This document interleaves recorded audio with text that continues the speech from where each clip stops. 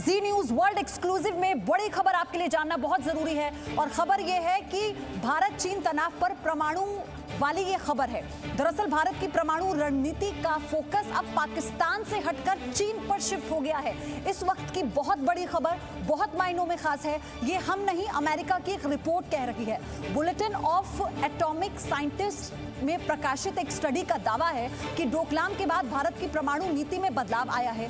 चीन के साथ बढ़ते तनाव के बीच भारत ने अपने परमाणु सुरक्षा रणनीति में बड़ा फेरबदल किया। अब चीन की राजधानी बीजिंग भी भारतीय परमाणु मिसाइलों की जद में आ गई है। रिपोर्ट के मुताबिक भारत वर्तमान में जमीन, हवा और पानी से परमाणु हमला करने में सक्षम है। भारत के पास समुद्र से भी बैलिस्टिक मिसाइलों के जरिए परमाणु हमला करने की पूरी ताकत है। इसके मायने बहुत खास हैं। हालांकि अमेरिकी रिपोर्ट के हवाले से ये पूरी खबर है जिसमें भारत, चीन और पाकिस्तान की प्रामाणिकता को लेकर, उनकी परमाणु क्षमता को लेकर पूरा ब्यौरा दिया गया है। इस पर आगे हम बात करेंगे, लेकिन फिलहाल ये इस वक्त की बहुत बड़ी खबर है। मनीष शुक्ला मेरे सहयोगी हमारे साथ जुड़ चुके हैं, मेहमान भी मेरे साथ जुड़ेंगे, उनका भी हम रुख करेंगे। लेकिन मनीष, अमेरिकन रिपोर्ट में कई तरह की बातें लिखी गई हैं। इसमें जो परमाणु क्षमता है अमेरिका की, चीन की और भारत की, उन सब का जिक्र किया गया है। लेकिन ऐसे में परमाणु नीति में बदलाव भारत का, ये किन मायनों में बहुत खास है, इसको कैसे समझे? देखिए, पहली बात तो यह है कि भारत का जो न्यूक्लियर पॉलिसी है वो बिल्कुल साफ है। नो फर्स्ट यूज, यानी हम पहले न्यूक्लियर का इस्तेमाल नहीं करेंगे अनलेस हमें खतरा दिखता ना हो कि अगर पाकिस्तान, जैसा कि अब तक हम मान के चल रहे थे कि हमारी जो पूरी जो न्यूक्लियर की तैयारियां हैं वो पाकिस्तान को लेकर के, क्योंकि पाकिस्तान के पास भी न्यूक्लियर बम्स हैं, न्यूक्लियर वेपन्स हैं। लेकिन 2017 में जब डोकलाम हुआ उसके बाद से स्थितियां चेंज होने लगी और हमारे जो डिफेंस थिंकर्स हैं, जो स्ट्रेटजी बनाने वाले लोग हैं, उनको ये लगना शुरू हो गया कि आने वाले टाइम में जिस तरीके से पाकिस्तान चाइना का नेक्सस है, तो जब भी लड़ाई होगी ये दोनों देश एक साथ आएंगे। इसलिए भारत को अपने न्यूक्लियर वेपन्स सिर्फ पाकिस्तान को कंसंट्रेट में रख के नहीं करने चाहिए।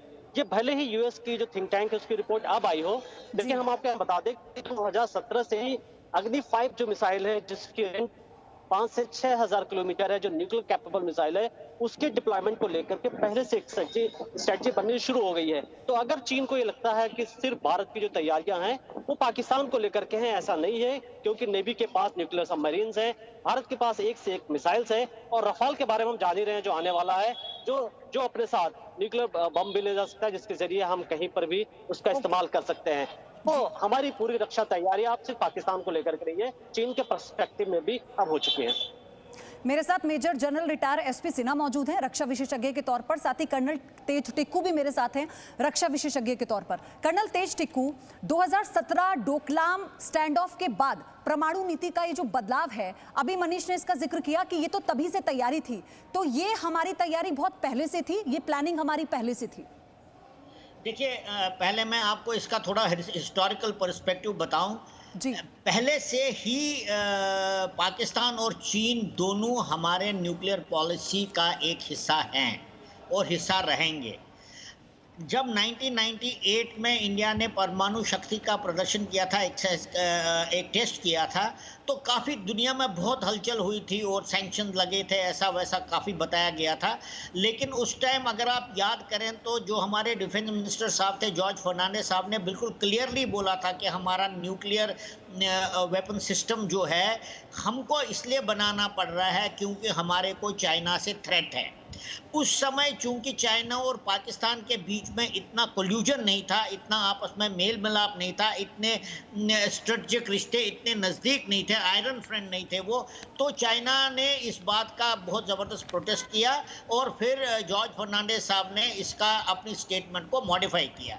लेकिन तब से 98 से लेकर अभी तक इतने सालों में चाइना का थ्रेट जो है इंडिया के बरखिलाफ बहुत बढ़ गया है और डोकलाम ने तो बिल्कुल साबित कर दिया कि हम चाइना को अब लाइटली नहीं ले सकते। कि हालांकि इंडिया ने बहुत कोशिश करी चाइना के साथ, कई सारे एग्रीमेंट, 5 एग्रीमेंट है 1996 के बाद, लेकिन मामला बन नहीं रहा क्योंकि वो इस साल हमें बिल्कुल चाइना ने उसका प्रदर्शन कर लिया जी।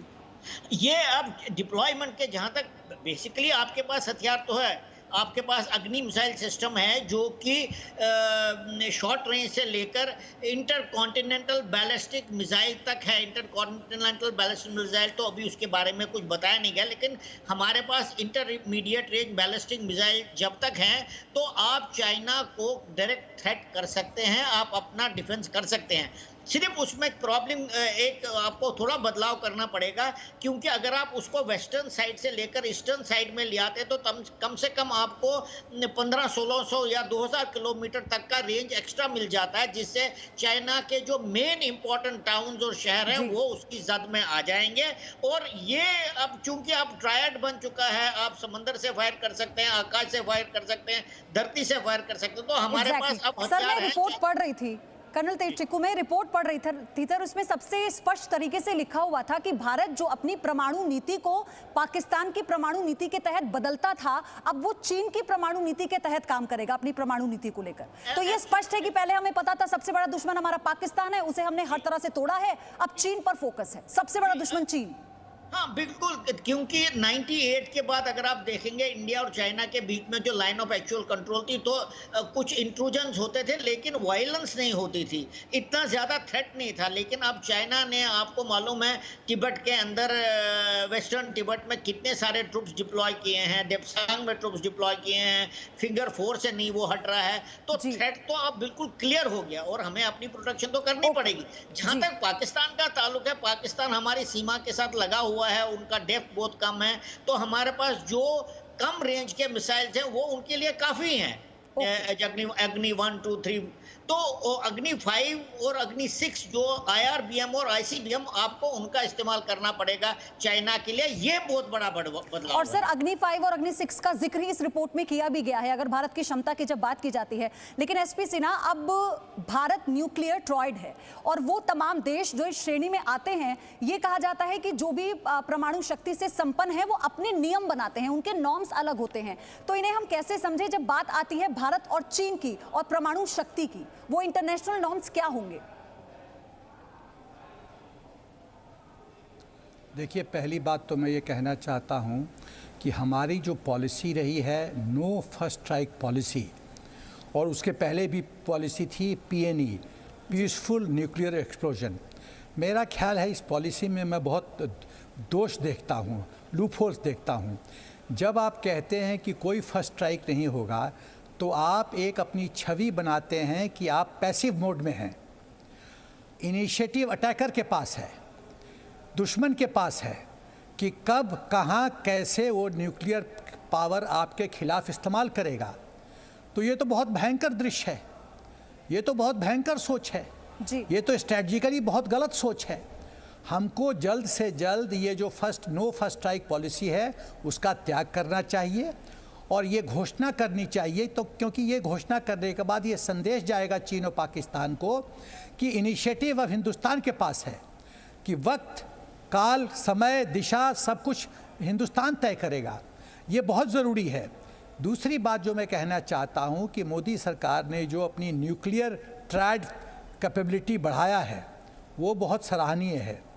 जो SSBN हैं, submersible ship ballistic nuclear missile submarines जो हैं, वो पूरी तरह से एक प्रोवाइड कर रहे हैं कि सागर में हमारा न्यूक्लियर कैपेबिलिटी, वो पानी के नीचे छुपे रहते हैं और इस्तेमाल कर सकते हैं अपना न्यूक्लियर आर्सेनल। तो सागर में तो ये हो गया।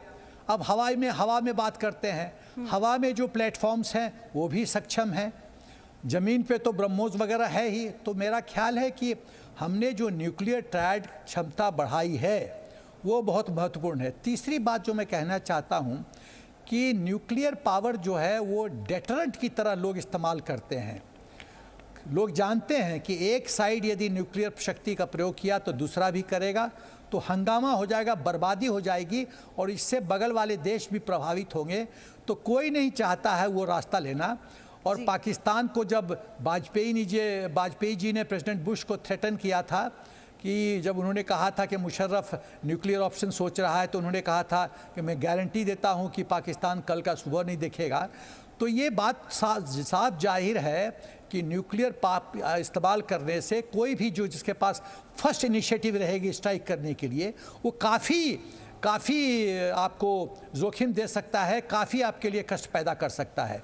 इसीलिए है जल्द से जल्द हम अपनी नो फर्स्ट स्ट्राइक पॉलिसी ख़त्म करें।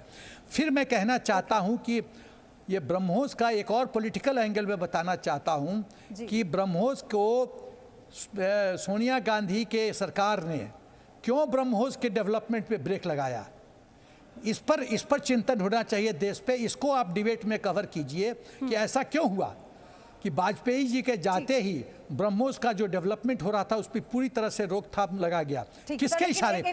चीन के इशारे पे। चीन और कांग्रेस में क्या कनेक्शन है? और उसकी तैनाती को लेकर तो कल मीटिंग भी हुई और वो मीटिंग अभी चल रही है कमांडर्स की वायुसेना के दिल्ली में, तो ये भी एक उपलब्धि के तौर पर ही है। लेकिन मनीष, यहाँ पर मेरा एक सवाल ये है कि रिपोर्ट को जब मैं पढ़ती हूँ तो इस रिपोर्ट में ये बताया गया कि 3 बड़े और ताकतवर हथियारों का निर्माण भारत कर रहा है। अगर परमाणु नीति की बात हम करें, और साथ ही 150 से 200 परमाणु बम बनाने के लिए जो पूरा साजो सामान है उसे भी रखा गया है ताकि किसी भी तरह से निर्माण में कोई किसी भी प्रकार का डिले ना हो।